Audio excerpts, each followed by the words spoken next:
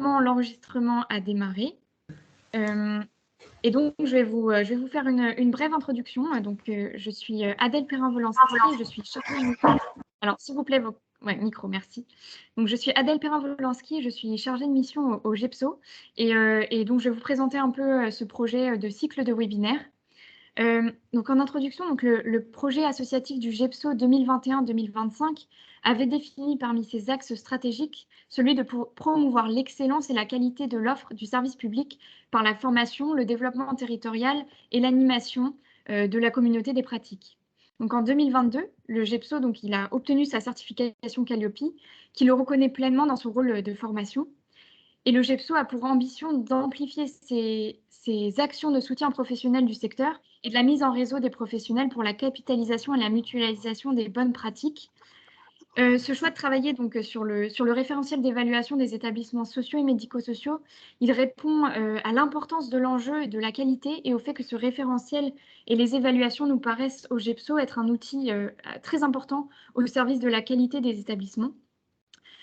Concernant ce cycle de webinaires, donc les animateurs de ces webinaires, donc de ce cycle de 5 webinaires, sont des professionnels d'établissements publics et d'associations qui se sont investis donc, dans un groupe de travail du GEPSO qu'on a lancé il y a quelques mois maintenant, et donc qui ont conçu totalement ces webinaires.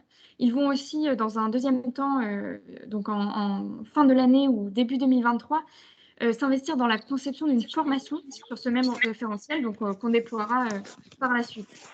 Ces webinaires, ils ont été préparés pour être accessibles au plus grand nombre, donc à la fois aux professionnels, mais aussi aux personnes accompagnées, pour permettre une mise en œuvre des évaluations au mieux, comprises et appropriées par tous. Donc, concernant la présentation de ce cycle, il s'agit de 5 webinaires qui auront lieu donc courant du mois de juin et jusqu'au 5 juillet. Et donc, après ce webinaire d'ouverture, qui est co-animé avec la Haute Autorité de Santé qui est avec nous, il y aura donc 3 webinaires méthodes. Donc, l'accompagné traceur, l'audit système et le traceur ciblé, donc que vous retrouverez tout au long du mois de juin. Et il s'achèvera le 5 juillet sur un webinaire qui sera animé encore une fois avec la HAS où il s'agira de répondre aux questionnements récurrents. Donc, ces 5 webinaires sont construits de la même manière, donc une présentation sur le sujet du webinaire, un temps de retour d'expérience qui permettra de mieux comprendre et s'approprier le référentiel d'évaluation, donc au travers de témoignages de personnes accompagnées et ou de professionnels, et enfin un temps d'échange avec les participants, donc vous expliquera les issues pratiques juste après. Donc voilà, le GEPSO vous souhaite un bon webinaire et un bon cycle de webinaires pour ceux qui vont rester sur les 5 webinaires. Et je laisse la parole donc à Gwenaëlle Huiban qui va vous indiquer quelques aspects pratiques. Merci beaucoup. Bonjour à toutes et tous. Gwenaëlle Huiban, je suis directrice éthique et qualité de l'EPDSAE et je suis ici à l'EPDSAE avec Myriam Janssen et avec Dalila Debal, adjointe de direction au sein de la MEF de Lille. Avant d'entrer dans le vif du sujet, quelques repères en vue de s'entendre sur le bon déroulement de ce webinaire.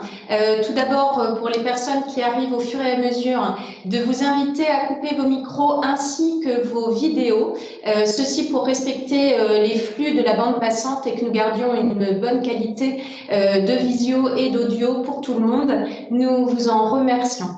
Une durée totale donc de webinaire ainsi que Adèle Perrin vient de l'indiquer d'1 heure qui se découpe en 3 temps, une vingtaine de minutes autour d'un apport de connaissances, une vingtaine de minutes autour d'un témoignage et retour d'expérience et une vingtaine de minutes qui sera consacrée aux questions-réponses. Concernant les questions-réponses spécifiquement, nous vous invitons à envoyer vos questions via le chat. En effet, il n'y aura pas de prise de parole en direct, là encore pour respecter les possibilités de flux sur les différents réseaux. Vous pouvez nous envoyer vos questions au fur et à mesure des 2 premiers temps, apport de connaissances et témoignages retour d'expérience, et nous y reviendrons dans le 3e temps. Là encore, pour les personnes qui nous rejoignent en cours d'introduction, nous tenons à vous confirmer que ce webinaire est enregistré. Ce premier webinaire a donc pour objectif de vous donner une vision globale du nouveau dispositif d'évaluation des établissements sociaux médico-sociaux. Il a pour fil rouge de se dire comment se préparer au cycle d'évaluation qui va prochainement se déployer. Pour bien se préparer, encore faut-il savoir à quoi s'attendre. Et c'est dans cette perspective que nous avons sollicité la Haute Autorité de Santé pour nous donner les informations nécessaires pour mieux connaître et comprendre le nouveau dispositif. Merci de couper vos micros et vos vidéos. Nous vous remercions. Madame Gadi, vous êtes directrice de la qualité de l'accompagnement social et médico-social à la Haute Autorité de Santé. Madame Grimaldi, vous êtes responsable du service évaluation des établissements sociaux médico-sociaux à la Haute Autorité de Santé. Vous nous faites le plaisir de répondre positivement à notre invitation et je vous passe tout de suite la parole en vue d'une présentation du nouveau dispositif d'évaluation autour de données stratégiques, de l'architecture globale et des outils de ces nouvelles modalités d'évaluation. Je vous passe la parole. Bien, merci beaucoup. Bonjour à tous. Nous allons donc vous faire une présentation relativement rapide à deux voix, Sandra Grimaldi et moi-même.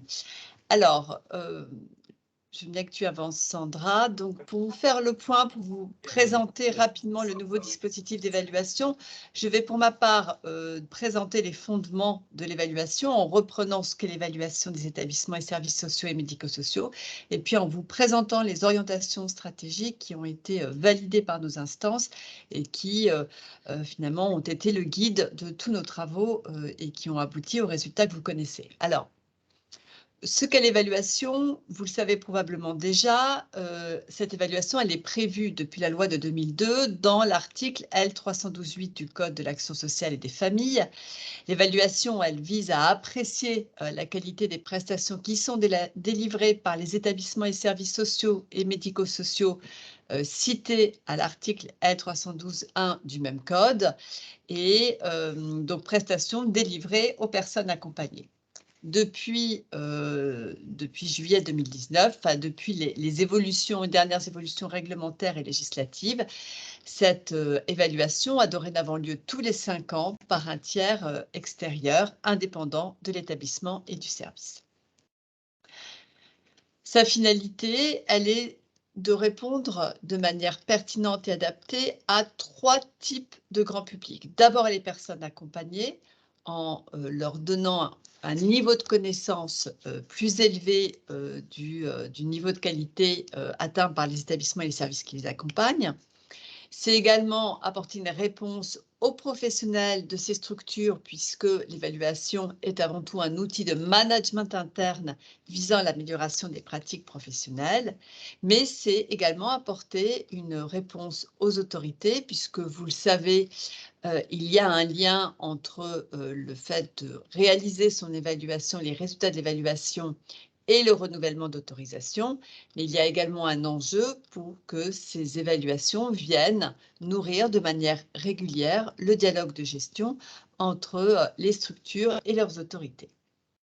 Alors, en termes d'orientation stratégique, nous avons, au démarrage du projet, longuement échangé avec les différentes parties prenantes avec lesquelles nous travaillons et qui sont représentées au sein de notre comité de concertation et auquel notamment participe le GEPSO. Puis, nous avons fait valider ces orientations à la fois par le Collège de la Haute Autorité de Santé, mais également par la Commission sociale et médico-sociale, qui est notre instance de validation sur l'ensemble de nos travaux et qui rassemble à la fois des chercheurs, des professionnels et des représentants des personnes accompagnées dans les 4 secteurs qui composent le champ social et médico-social. Ces orientations, elles ont d'abord visé à identifier les enjeux auxquels la démarche d'évaluation que nous vous proposons aujourd'hui doit répondre, sachant que ces enjeux sont amenés à évoluer dans le temps et que la démarche d'évaluation sera également amenée à évoluer dans le temps. On est sur une démarche d'évaluation qui va fonctionner pour les 5 ans à venir. Ces enjeux, ils sont au nombre de 3. D'abord, permettre à la personne d'être actrice de son parcours. Un deuxième enjeu autour de la dynamique qualité des établissements et services sociaux et médico-sociaux, avec l'idée de renforcer cette dynamique qui a été impulsée avec la loi de janvier 2002. Et puis, troisième enjeu, c'est de promouvoir une démarche qui soit porteuse de sens pour les professionnels et les établissements et services sociaux et médico-sociaux qui puissent réellement s'approprier la démarche, le référentiel, les méthodes. Au regard de ces 3 enjeux, nous avons 4 valeurs qui ont guidé l'élaboration du référentiel d'évaluation. Ces 4 valeurs, c'est le pouvoir d'agir de la personne, le respect des droits fondamentaux, l'approche inclusive des accompagnements et enfin, la réflexion éthique des professionnels. Autre orientation stratégique, c'était le parti pris d'avoir un référentiel qui soit centré sur la personne. Ça signifie qu'on centre toute la démarche d'évaluation autour du projet de la personne et donc on a cherché à identifier quelles étaient les thématiques qui finalement structuraient le projet d'accompagnement de la personne. Et ce sont ces thématiques que vous voyez là qui ont présidé à l'organisation des groupes de travail de professionnels et de personnes accompagnées qui ont produit le référentiel qu'on va vous présenter. Donc, vous voyez ces thématiques. Vous avez des thématiques comme tout ce qui va être droit, protection, bien-traitance, comment est-ce qu'on recueille la parole, qu'on accompagne à l'autonomie, qu'on prend en compte l'expérience, les enjeux autour de la participation à la vie sociale, culturelle, l'ouverture des structures sur la cité, le sujet de la scolarisation, de l'apprentissage, de l'insertion sociale et professionnelle, tout ce qui relève des soins de l'accompagnement à la santé, etc. Et puis un sujet, alors peut-être qui vient sous-tendre et qui vient structurer, en tout cas soutenir la réponse à l'ensemble de ces thématiques, c'est la stratégie de l'établissement ou du service qui accompagne les personnes. Enfin, et peut-être vous dire que cette démarche d'évaluation, on a souhaité qu'elle se déploie à 3 niveaux. Et vous verrez après, ce choix-là est très structurant sur la structuration justement du référentiel d'évaluation. Donc, une démarche d'évaluation qui va aller s'exercer au plus près de la personne accompagnée, notamment en l'interrogeant sur son expérience d'accompagnement, auprès des professionnels, et puis une strate qui est la gouvernance de l'établissement ou du service. Voilà, maintenant je vais céder la parole à Sandra qui va vous rentrer dans le détail du référentiel et du manuel d'évaluation.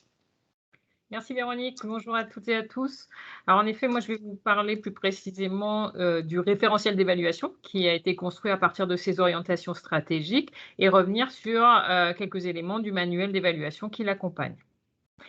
Donc, le référentiel d'évaluation, comme vous avez pu le voir, il est structuré en 3 chapitres, 9 thématiques, 42 objectifs et 157 critères. Les 3 chapitres sont construits, comme vient de le dire Véronique, sur la base des 3 niveaux d'évaluation qui étaient attendus dans le cadre des orientations stratégiques. Donc, le chapitre 1, la personne, le chapitre 2, les professionnels et le chapitre 3, l'établissement ou le service social médico-social. Au sein de ces 3 chapitres, vous allez trouver 9 thématiques. Ces 9 thématiques permettent de dérouler les différentes caractéristiques d'un accompagnement de qualité et la majorité d'entre elles sont communes aux 3 chapitres du référentiel. D'autres sont spécifiques à certains chapitres et notamment les 2 dernières qui sont spécifiques au chapitre 3 qui concerne le SSMS. Donc, ces 9 thématiques permettent de dérouler l'ensemble du référentiel d'évaluation. Donc, 42 objectifs qui sont déclinés en 157 critères, mais 157 critères qui ne vont pas s'appliquer de manière uniforme. 129 d'entre eux sont dits des critères génériques puisqu'ils vont s'appliquer à toutes les structures, tous les ESSMS et qui accompagnent tous les publics. Mais 28 critères sont des critères dits spécifiques et vont s'appliquer en fonction soit du secteur dans lequel on se situe, social ou médico-social. Donc, pour le médico-social, notamment, vous avez des critères spécifiques à la question du circuit du médicament. Soit ces critères vont s'appliquer en fonction du type de structure dans lequel on va se situer, un établissement qui fait de l'hébergement ou un service qui intervient par exemple à domicile. Pour un établissement qui fait de l'hébergement, on va notamment aller investiguer le critère qui correspond à la possibilité pour une personne de personnaliser sa chambre. Et autre caractéristique, spécificité des critères, savoir le public accompagné. Est-ce qu'on est auprès d'un public adulte dans lequel on va aller rechercher des informations sur le critère du consentement éclairé, par exemple, ou alors on est en face d'un public mineur où on va plutôt rechercher l'adhésion du mineur. Donc voilà, c'est ces éléments de spécificité qui permettent d'appliquer ces 28 critères en fonction de la situation dans laquelle on se situe et de la structure dans laquelle on va aller évaluer les critères du référentiel.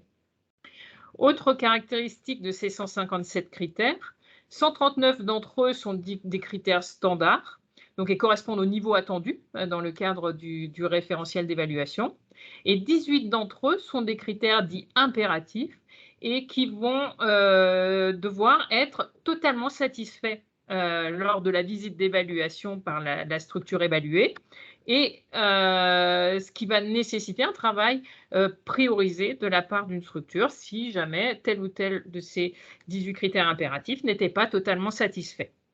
Alors, les domaines couverts par ces 18 critères impératifs sont essentiellement des domaines relatifs aux droits des personnes, au respect des droits des personnes et à la question de la gestion des risques de maltraitance et de violence, des plaintes et réclamations, des événements indésirables, de la gestion de crise et de la sécurisation du circuit de médicaments pour ceux qui sont concernés. Donc voilà pour ce qui concerne les critères impératifs.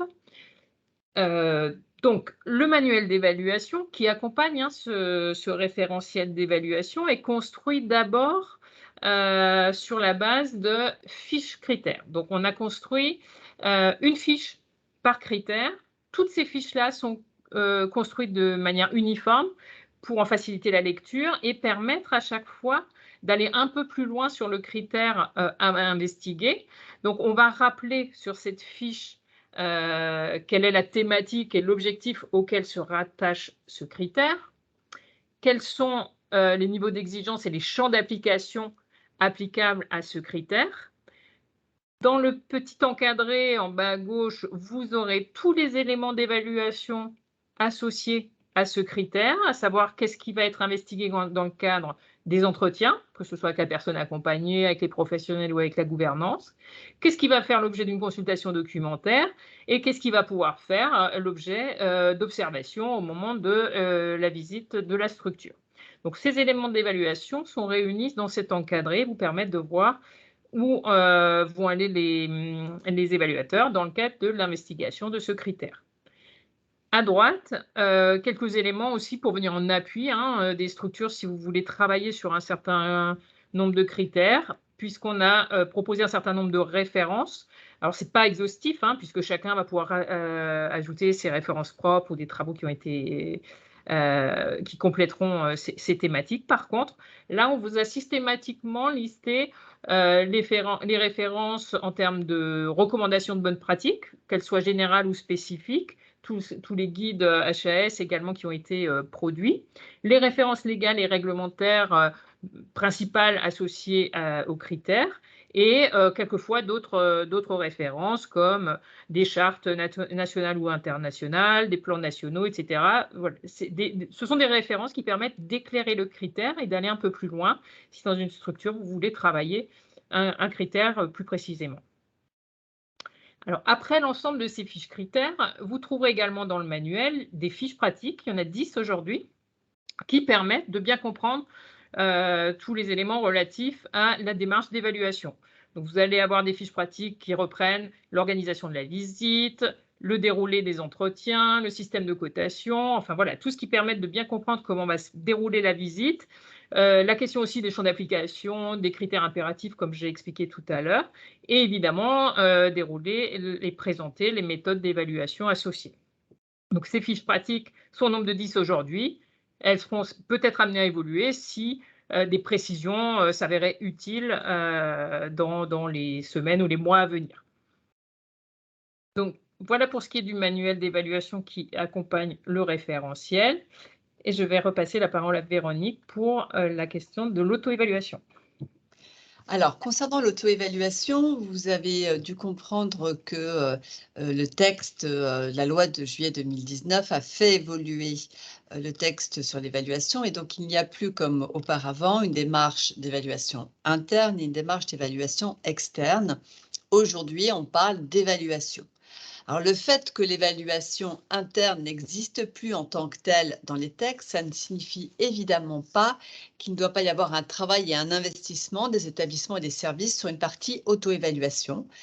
Mais ça signifie, d'une part, qu'il n'y a plus d'obligation de transmission d'un rapport d'évaluation interne à l'autorité comme précédemment.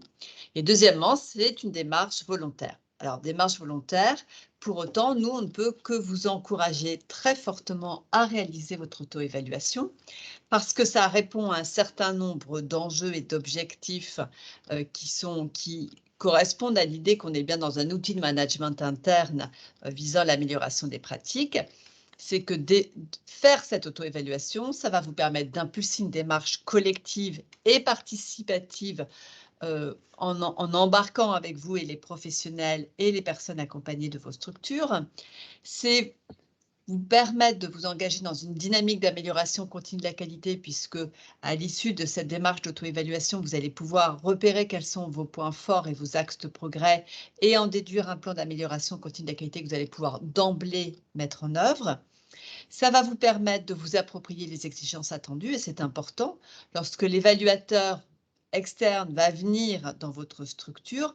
Cette évaluation, elle se fait sur la base d'un dialogue. Donc, il faut que vous ayez des éléments de réponse, des éléments de réflexion sur les attendus et que vous puissiez entrer en dialogue avec ces évaluateurs. Et puis, je vous le disais, donc définir des actions d'amélioration qui vont d'emblée vous permettre d'enclencher une dynamique d'amélioration de la qualité des accompagnements. Et puis, l'autre intérêt par rapport à cette démarche d'auto-évaluation, c'est que vous allez pouvoir la valoriser, comme vous pourrez également valoriser d'autres actions spécifiques que vous aurez engagées, de certification, de labellisation ou autres. Vous pourrez valoriser l'ensemble de ces éléments au regard des critères qui sont contenus par l'objectif 3.10, qui est l'établissement ou le service définit et déploie sa démarche d'amélioration continue de la qualité et de la gestion des risques. Voilà, donc ce sont des éléments que vous pourrez montrer à l'évaluateur pour satisfaire ces critères.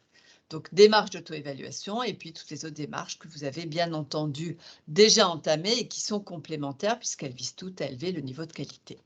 Et je repasse la parole à Sandra qui va nous parler d'un sujet tout à fait crucial qui est celui du calendrier. Merci Véronique. En effet, donc le nouveau rythme des évaluations a été fixé à une évaluation tous les 5 ans. Donc, chaque structure sera amenée à transmettre à son autorité son rapport d'évaluation réalisé par un tiers extérieur tous les 5 ans. Et pour connaître la date à laquelle vous allez devoir réaliser votre évaluation, il vous faudra, pour la majorité d'entre vous, attendre au plus tard le mois d'octobre, puisque les autorités de tarification et de contrôle ont jusqu'au mois d'octobre pour publier l'arrêté de programmation pluriannuelle des évaluations pour la période de juillet 2023 à décembre 2027. Donc, à partir de la publication de cet arrêté, vous saurez à quel moment, entre juillet 2023 et décembre 2027, vous allez devoir réaliser et transmettre votre évaluation. Seules les structures autorisées entre 2008 et 2009 vont devoir transmettre leurs évaluations, elles, au premier semestre 2023, donc entre le 1er janvier et le 30 juin 2023. Donc, les structures autorisées en 2008-2009 sont les premières à rentrer dans le dispositif d'évaluation et à devoir transmettre au plus tard le 30 juin 2023 leur rapport d'évaluation. Toutes les autres structures vont devoir se conformer à l'arrêté de programmation pluriannuel qui va être publié par leur autorité avant le mois d'octobre et réaliser leur première évaluation entre juillet 2023 et décembre 2027, conformément à cet arrêté. Donc voilà pour ce qui est de la présentation globale. Merci, mesdames, pour ces éléments à la fois clairs et synthétiques qui plantent bien le décor. Je me saisis de ce petit moment de transition avant de passer à la deuxième séquence pour rappeler à l'ensemble des personnes qui participent aujourd'hui à ce webinaire que les questions nous sont adressées uniquement via le chat. Il n'y aura pas de prise de parole en direct et nous sommes convaincus évidemment que la présentation qui vient de se faire suscite remarques ou questions. Elles sont toutes les bienvenues et nous serons heureux pour la troisième séquence de pouvoir y répondre. En écho donc de ce que vous nous avez donné à voir, Madame Grimaldi, Madame Gadi, nous allons maintenant entendre des témoignages et des retours d'expérience. Nous allons commencer avec le foyer de l'enfance de la collectivité européenne d'Alsace, dont vous êtes directrice, Virginie Girardot, et vous avez sollicité un jeune accompagné sur ces questions. Je vous passe la parole. Je vous remercie, Gwenaëlle. Voilà, nous essayons de pouvoir recueillir régulièrement la parole de jeunes et d'adolescents et qui à chaque fois là nous apprennent beaucoup là sur leurs besoins. Donc la capsule que vous allez voir là pour fil conducteur là que le jeune sollicité puisse expliquer quels sont ses besoins selon lui et surtout aussi quelles seraient les conditions nécessaires pour qu'il se sente bien tout au long de son accompagnement proposé au sein du foyer de l'enfance. Voilà, je vous laisse découvrir ce témoignage. Merci. Je m'appelle River, j'ai 15 ans et je suis au foyer départemental de l'enfance depuis 2 mois. Regardez comment on s'occupe de nous, si on ne se fait pas maltraiter, si on nous respecte dans notre identité, que nos besoins ils soient aussi respectés, nos besoins vitaux, par exemple l'hygiène, l'alimentation pour les personnes qui sont végétariennes ou qui mangent sans porc ou halal. Au foyer départemental, les durées d'accueil sont en général très courtes. Quand le placement se prolonge, souvent, on est réorienté. Si tu étais réorienté dans un autre établissement, qu'est-ce qui serait important pour toi pour que tu aies envie d'y aller et que tu te dises oh, bah, je vais bien m'y sentir? Que les éducateurs ils nous respectent bien, que comme ça on se sente un peu comme chez soi. Aussi que les règles soient assez fixées. Parce que quand il n'y a pas de règles, pas trop d'organisation en général, on ne sait pas comment se positionner. Donc à chaque fois on se fait un peu taper sur les doigts alors que en soi on comprend pas trop pourquoi. Parce que, enfin, voilà. Dans un autre établissement, ce qui est important, ce qui serait important serait s'il y a des problèmes avec les autres jeunes, qu'on puisse communiquer avec les éducs, c'est important aussi. Il faut avoir confiance en les éducateurs. Voilà.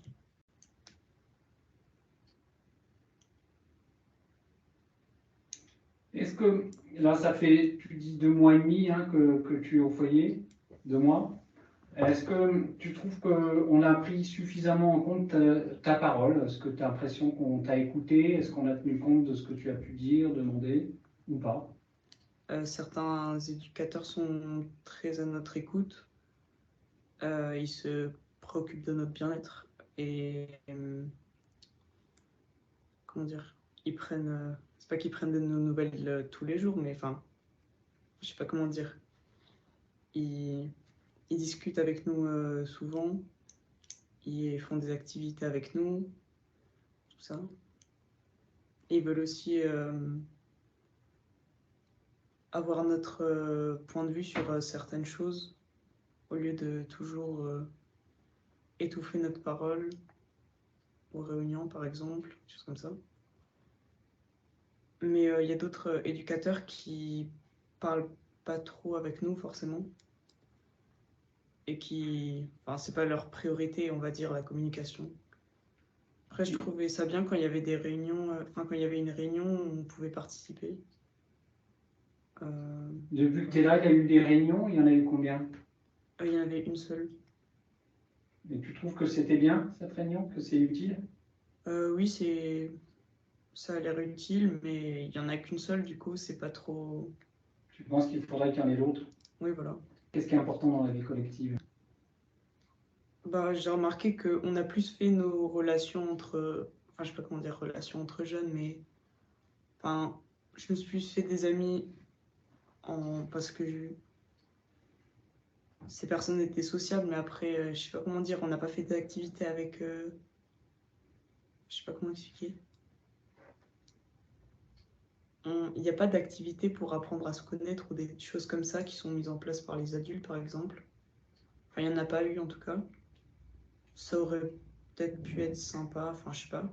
Je voulais rajouter, en parlant des besoins, que la prise en compte de l'identité de genre peut être, doit être importante aussi pour le bien-être de chacun, pour être respecté au quotidien, même dans le groupe. Parce que dans le cas où on est transgenre, on peut subir des discriminations. Enfin, en pratique, les éducateurs et tous les adultes, ils devraient quand même nous appeler par notre prénom choisi pour nous mettre plus à l'aise et pour nous respecter.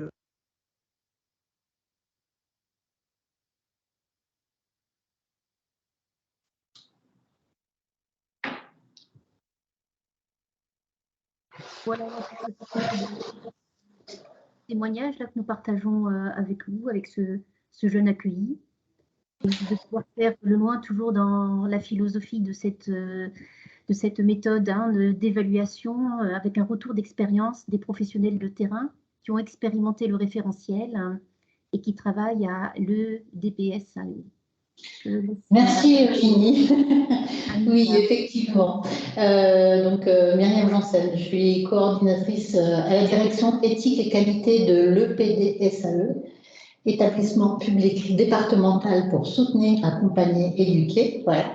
Je me permets juste une petite parenthèse pour ceux qui nous auraient rejoints en cours de route, de bien vouloir fermer et les micros et les caméras. Ça permet que le flux soit plus fluide. Et qu'il y ait moins de problèmes de connexion pour les uns et les autres. Donc oui, le PDSAE, 2 établissements se sont portés volontaires pour l'expérimentation qu'a fait la HAS à l'automne. L'IME La Roseraie, qui est situé à Lille, a un service d'éducation spécialisée et de soins à domicile, un CESAD, et l'équipe a participé activement à cette expérimentation. Ils étaient désolés de ne pas pouvoir être présents physiquement aujourd'hui, mais ils ont souhaité malgré tout nous faire part de leur expérience à travers une petite vidéo.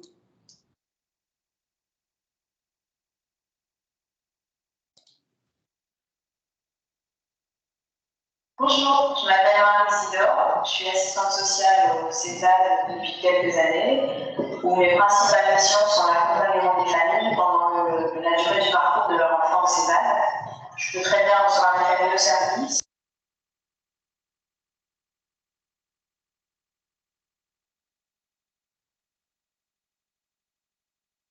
Excusez-nous, on n'entend plus la vidéo.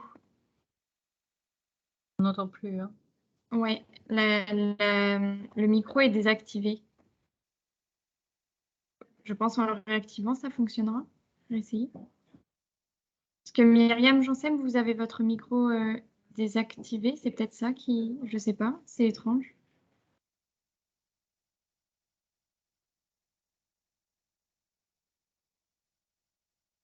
Peut-être recommencer le partage, oui.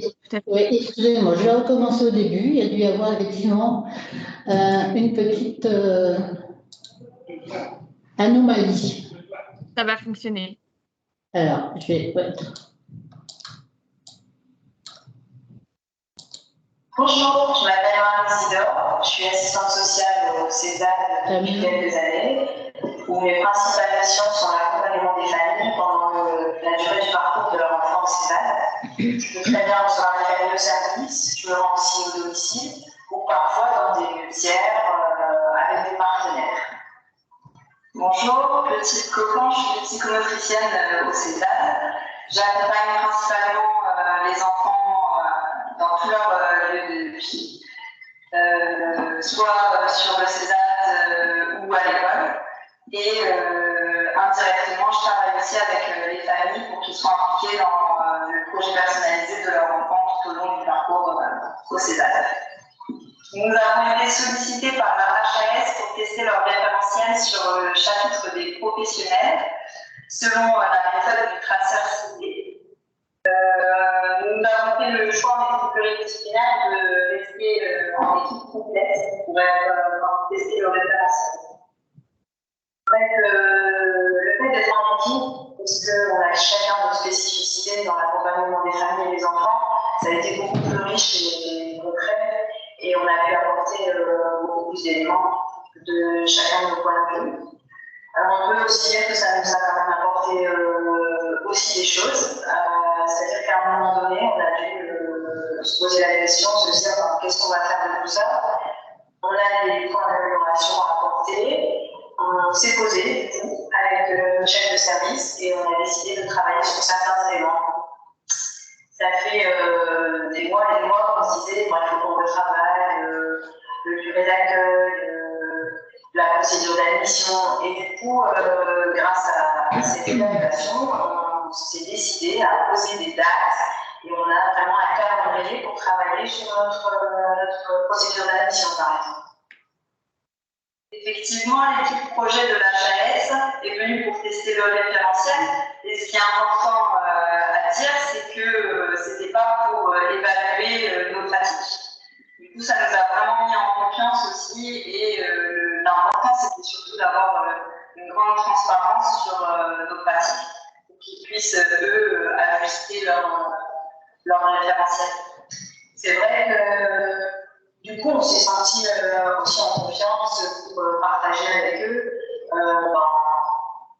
et se rendre compte qu'on est quand même assez en accord, et heureusement, avec les valeurs qui sont un peu demandées et exigées pour travailler auprès des familles et des enfants. Tout ce qui est la question de l'éthique, par exemple, où on se rend bien compte que pour nous, ce qui est le plus important, c'est de s'adapter à la situation, à l'enfant, à sa famille, de ne pas avoir de jugement de valeur, de respecter qui ils sont quand ils arrivent, que ce soit la catégorie socio-professionnelle, la culture ou la religion. On se rend compte qu'il faut vraiment accepter ça et travailler ça dans son ensemble pour être au mieux en accord avec le projet de l'enfant.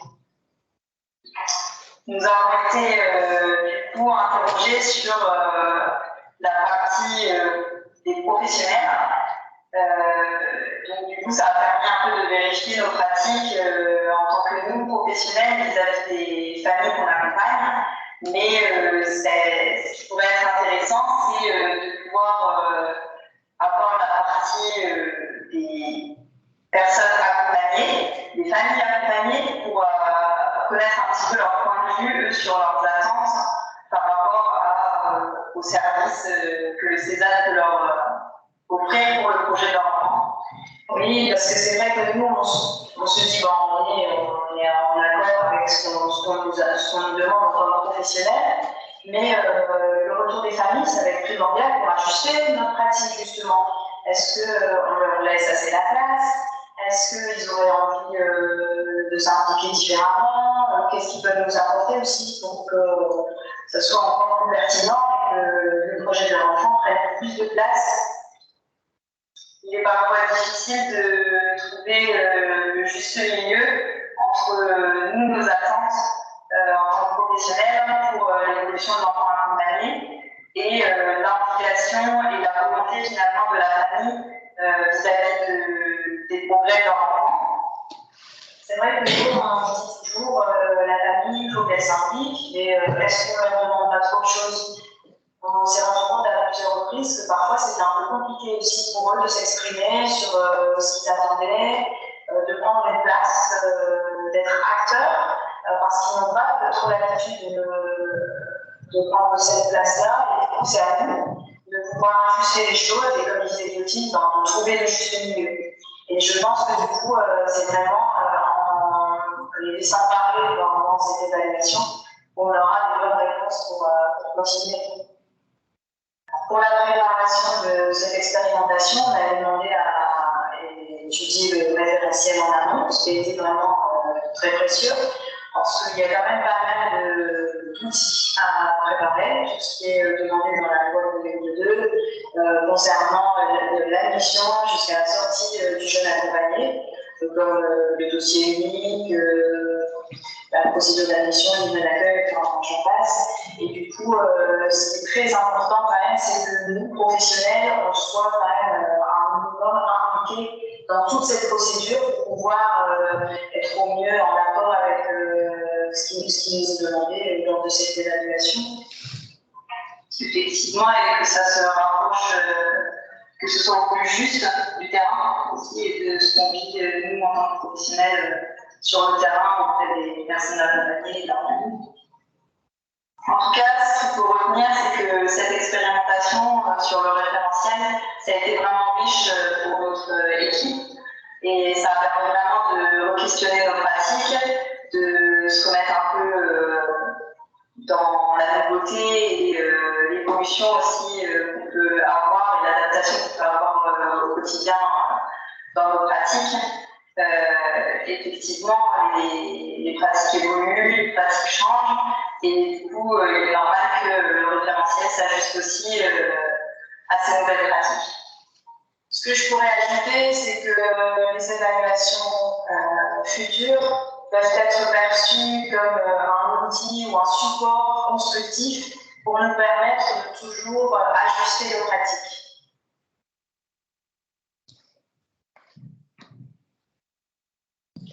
Voilà, donc après la parole des personnes accompagnées et le retour d'expérience de professionnels ayant participé à l'expérimentation, je vais maintenant passer la parole à Dalila Debal. Bonjour à tous, donc Dalila Debal, adjointe de direction au sein de la Maison de l'Enfance et de la Famille de Lille. Alors, nous, on a participé effectivement à cette phase d'expérimentation et c'était avant tout le service d'accueil d'urgence qui était concerné par cette expérimentation. Expérimentation qui portait sur les 3 chapitres qui ont été évoqués précédemment. Alors, ce que je retiens à mon niveau de cette phase d'expérimentation, c'est que ça a été une expérience très riche et une réelle plus-value pour l'ensemble des protagonistes de l'institution, que ce soit les personnes accompagnées, les professionnels ou encore l'équipe de direction. Alors c'est vrai qu'au moment de cette phase d'expérimentation, ça nous a déjà permis de découvrir le référentiel, de pouvoir s'approprier la méthodologie. Donc aujourd'hui, le référentiel est connu du grand public, mais c'est vrai qu'à l'époque, pour un certain nombre d'entre nous, on le découvrait et ça nous a permis de s'approprier les exigences attendues. Alors au départ, quand on a été interrogé, on pensait qu'on allait être davantage interrogé sur la formulation des critères. Est-ce qu'ils étaient bien compréhensibles par tous? Est-ce que le jargon utilisé correspondait bien aux missions de l'établissement? Finalement, les évaluatrices, lors de cette phase d'expérimentation, nous ont directement posé les questions pour s'assurer de leur bonne compréhension. Donc, c'est vrai que ça a été, on va dire, les premières minutes un peu déstabilisant, parce qu'on ne s'y attendait pas, mais avec le recul, ça a été vraiment un exercice très intéressant, puisque finalement, ça a été en quelque sorte une évaluation blanche. Ça a été pour nous une première auto-évaluation, je vais dire ça comme ça, où ça a permis effectivement à l'institution à ce moment-là de pouvoir faire un état des lieux de l'existant, de là où on en était, de pouvoir à la fois repérer les points forts, mais également identifier les points de progrès. Alors, c'est vrai aussi que cette phase d'expérimentation est arrivée un petit peu à un moment charnière pour moi, puisque je prenais mes fonctions depuis quelques semaines en tant qu'adjointe de direction. Et j'ai envie de dire que ça a permis de faire un diagnostic accéléré de là où en était l'établissement et des axes de travail à mener les mois à venir, les années à venir. Je prends par exemple un exemple, c'est vrai que cette phase d'expérimentation nous a permis par exemple de nous rendre compte qu'il y avait un certain nombre d'actions qui étaient mises en place au sein de l'institution, mais qui n'avaient pas suffisamment de traçabilité. C'est vrai qu'au sortir de cette phase d'expérimentation, on s'est dit qu'il fallait davantage travailler sur la formalisation de ce que l'institution pouvait mettre en place. À notre exemple, on s'est rendu compte, par exemple, que la thématique de la bientraitance était portée par l'établissement, qu'il y avait des actions qui étaient mises en œuvre pour œuvrer en ce sens, mais que finalement, elles n'apparaissaient pas comme grande orientation stratégique dans le projet d'établissement. Donc, on s'est rendu compte aussi de la nécessité aussi de pouvoir valoriser ce que l'institution pouvait faire et faire de bien.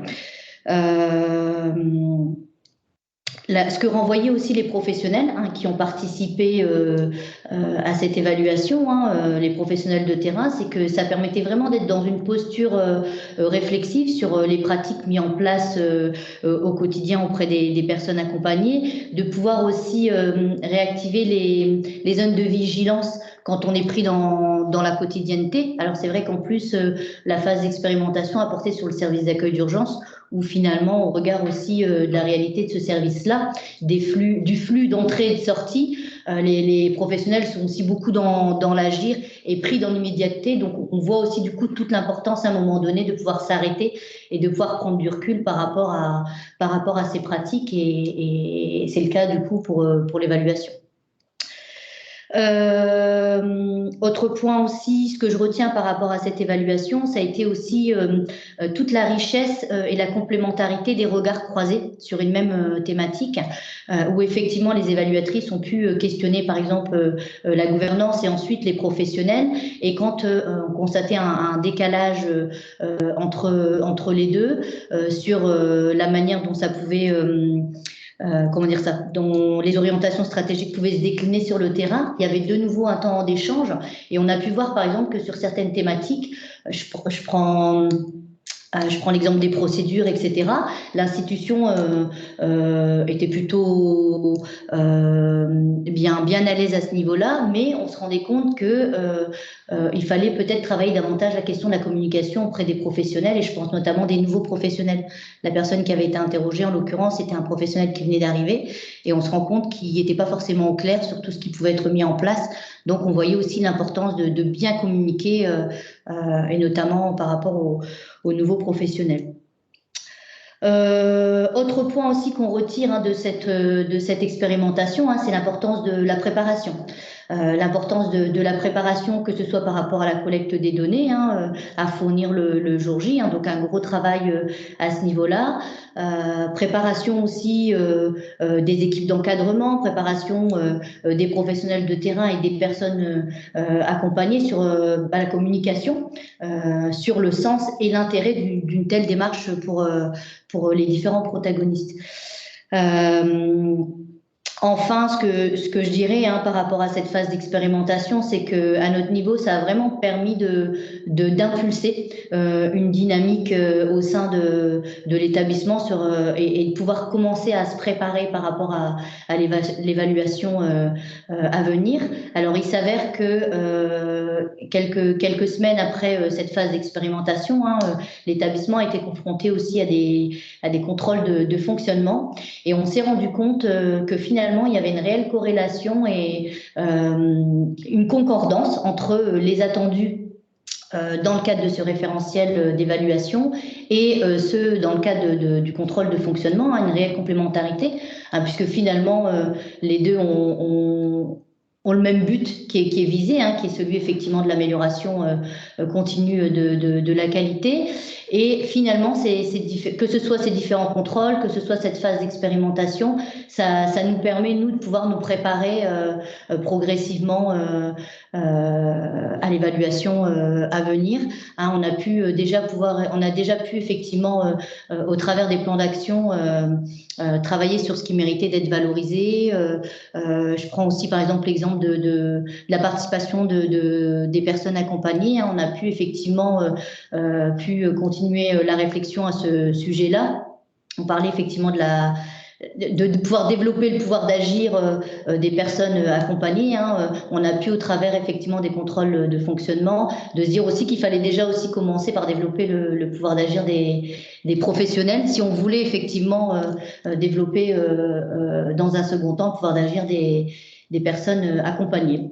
Merci voilà. beaucoup Dalila Debal pour vos propos éclairants sur la plus-value de l'expérimentation et sur la projection dans la préparation de l'évaluation. Nous passons tout de suite aux questions que les différentes interventions ont suscitées. David Brochard, Adèle Perrin, je vous passe la main. Bonjour à toutes et à tous. Merci pour ces présentations. Effectivement, il nous incombe le rôle de retranscrire les questions qui ont pu émerger au cours des échanges et qui s'adresseront donc soit aux collègues qui ont préparé ce webinaire, soit à l'HAS. Vous avez pu voir un certain nombre de questions. On a fait le choix de ne pas forcément les reprendre dans l'ordre d'arrivée, mais peut-être de se donner un ordre soit de chronologie avec l'évaluation et ou de questions dont on sait qu'elles sont souvent qui reviennent souvent au questionnement. Une des premières questions qu'on va vous poser, c'est plutôt peut-être à l'HAS, sur la question de la collégialité. Est-ce que cette notion de collégialité doit être vue de manière permanente? C'est-à-dire, est-ce que les évaluateurs doivent être systématiquement deux, ou elle doit être appréhendée uniquement dans un but de finalité? C'est-à-dire qu'à la fin de l'évaluation, la collégialité doit avoir été représentée, ou est-ce qu'elle doit être permanente tout au long de la présence des évaluateurs? Je démarre, Véronique. Alors oui, la collégialité, elle a pour but de se dérouler, la visite doit se dérouler à minima avec 2 personnes, 2 évaluateurs. Et alors c'est un minimum, hein, on sait que certaines évaluations se sont déroulées, visites d'évaluation se sont déroulées avec 3-4 personnes, et puis donc une personne qui était là en plus sur certaines séquences. Mais là, le minimum de 2, c'est 2 pour la visite d'évaluation. Donc, elle se déroule sur 1, 2 ou 3 journées. L'idée étant que les intervenants puissent partager et confronter leur regard sur les exigences et ce qu'ils ont compris du fonctionnement de la structure et ce qu'ils ont retenu pour le futur rapport d'évaluation. Merci. Merci beaucoup pour cette réponse. Je vais reprendre une autre question qui s'interroge plus sur à quoi vraiment sert cette évaluation. Donc la question est, ce nouveau dispositif d'évaluation s'apparente-t-il à la démarche de certification du sanitaire? Donc voilà, qu'est-ce que c'est vraiment cette évaluation? Donc, je vous laisse répondre pour clarifier tout ça. Tout à fait. Alors, je vais démarrer, et puis Véronique, si tu voudras compléter.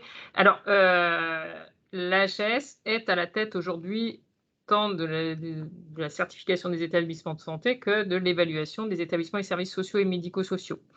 Donc, dans les orientations stratégiques qui nous ont été données, c'est d'avoir une évaluation, pour ce qui nous concerne dans les établissements et services sociaux et médico-sociaux, centrée sur la personne accompagnée. Alors, effectivement, nos collègues du sanitaire ont aussi organisé la visite de certification centrée sur les patients. Nous avons retenu les méthodes qualité produites par la HAS et que la HAS met en œuvre depuis de nombreuses années. Donc, mais la certification des établissements de santé n'est pas l'évaluation des établissements et services sociaux médico-sociaux.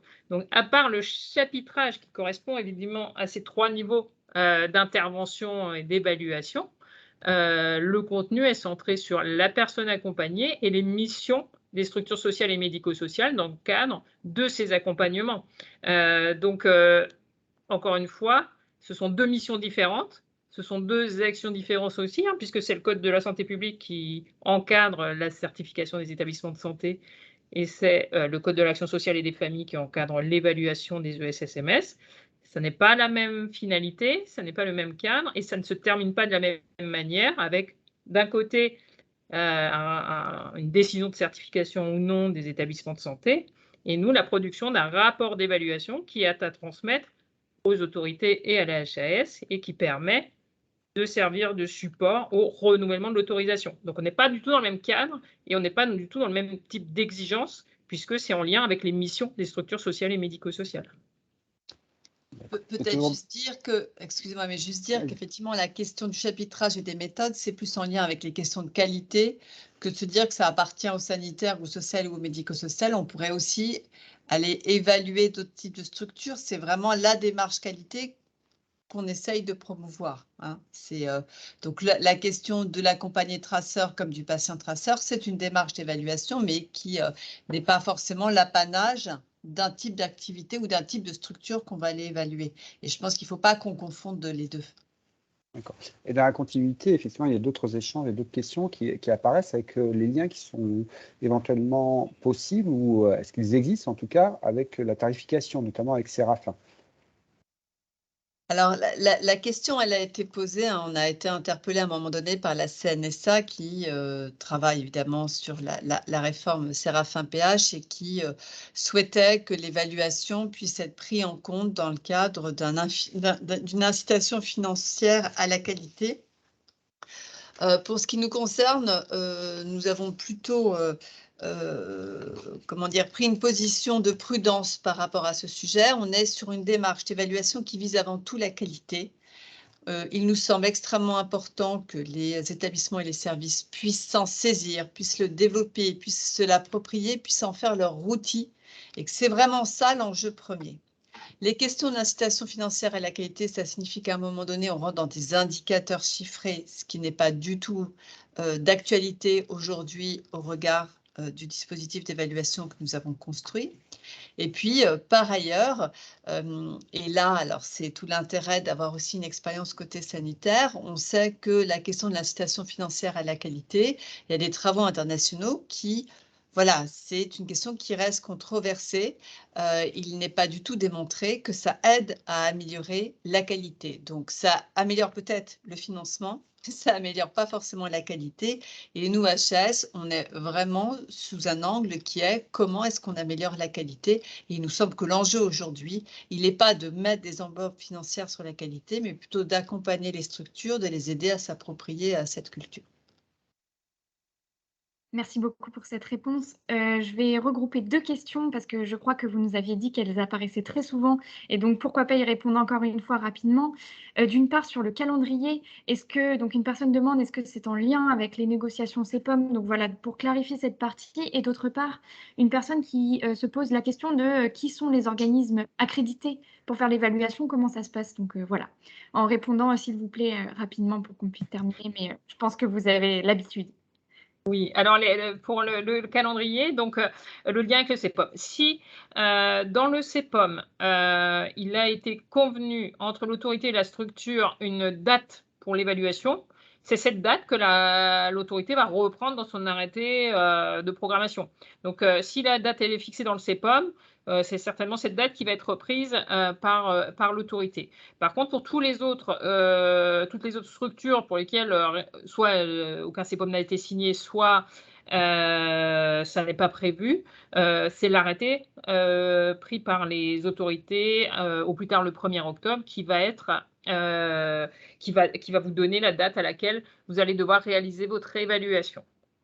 Quant aux organismes, alors depuis le 13 mai, les organismes candidats à être organismes accrédités pour la réalisation des évaluations peuvent déposer leur dossier auprès du COFRAC sur la base du respect des exigences d'une norme d'accréditation et du cahier des charges publié par la HAS, que vous pouvez trouver sur notre site internet. Les candidats organismes peuvent déposer leur dossier auprès du COFRAC qui va instruire les demandes. Et donc, à partir de là, nous aurons des organismes autorisés à réaliser les évaluations et nous publierons cette liste sur notre site internet dès qu'il y en aura qui auront été jugés recevables par le COFRAC. D'accord. Et juste une dernière question pour permettre après à Adèle Perrin-Volancy de faire la minute conclusion. Et j'en profite pour informer à l'ensemble des participants que toutes les questions auxquelles il n'y aurait pas eu de réponse aujourd'hui, il y a le dernier webinaire qui est un webinaire de clôture qui est consacré pendant 1 heure vraiment à l'ensemble des questions-réponses. Donc l'idée, c'est de pouvoir vous apporter à l'issue du cycle l'ensemble des réponses. On n'en met aucune de côté, on y apportera des réponses à toutes. Mais pour tenir le timing d'1 heure, c'est important pour tout le monde. La dernière question, c'est aussi pour l'HES.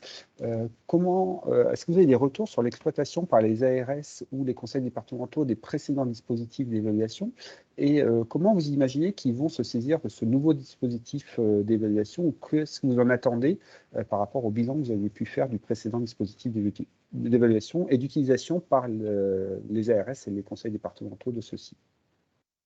Alors, je crois qu'il y avait le rapport IGAS de 2017 qui pointait ce sujet et qui montrait que les résultats avaient été tout à fait insuffisamment exploités d'une autorité à une autre. Nous, on n'a pas forcément de données très claires là-dessus. Ça a été très hétérogène, en fait, d'une autorité à une autre. Donc, difficile de dire ça. Il y a des endroits où ça a été utilisé, d'autres où ça a été moins utilisé. Ce qui est sûr, c'est que le rapport IGAS montrait aussi que le calendrier précédent conduisait à un envoi à des périodes qui étaient des goulots d'étranglement, où un grand nombre d'établissements et services envoyaient en même temps les rapports d'évaluation, ce qui complexifiait également la lecture de ces rapports par les autorités. Ça, plus le fait que la structuration même des rapports était très hétérogène et que donc ça demandait vraiment un travail d'analyse important.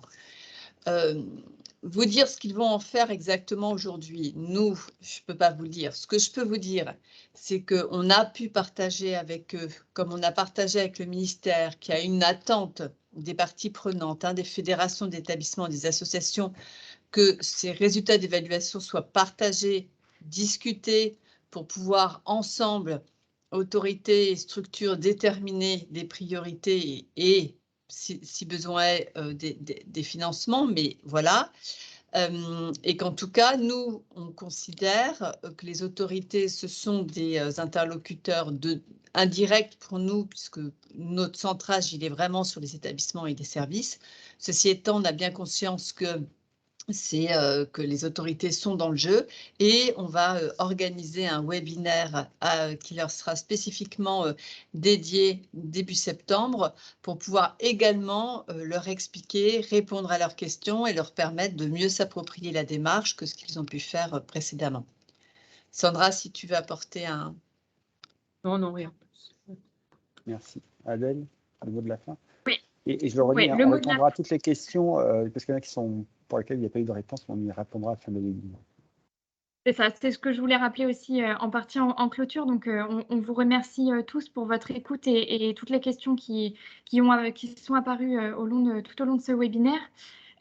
Pour rappel, donc pour ceux qui s'y sont inscrits, on se retrouve donc dans le prochain webinaire du cycle qui s'intéressera donc à la première méthode présentée dans le référentiel d'évaluation de l'accompagné traceur le 14 juin, donc de 14h à 15h, mardi prochain donc. Et donc, vous allez recevoir dans les prochains jours le lien de la visioconférence. Donc, comme on l'a dit concernant les questions auxquelles on n'a pas pu répondre, il y aura un webinaire de clôture qui permettra de répondre à ces questions et donc il sera aussi en partenariat avec la Haute Autorité de Santé, donc on pourra répondre vraiment en profondeur à toutes ces questions. Ça sera entièrement consacré à cela. Et donc, ça sera le 5 juillet. Et donc, concernant l'enregistrement des webinaires, les supports PowerPoint, ils seront disponibles via notre site internet ultérieurement. Je ne saurais pas dire de date, mais ça sera disponible. Et enfin, nous remercions à la fois donc, la Haute Autorité de Santé pour sa présence et sa présentation et la réponse aux questions, et évidemment le groupe de travail du GEPSO qui participe à l'animation et à la conception de ces webinaires et qui s'est grandement investi dans ce projet. Donc voilà, je vous dis à très bientôt et en espérant que ce format vous convienne à tous. Voilà. Merci beaucoup et puis à très bientôt. Merci à tous. Au revoir. Au revoir. Merci. Au revoir.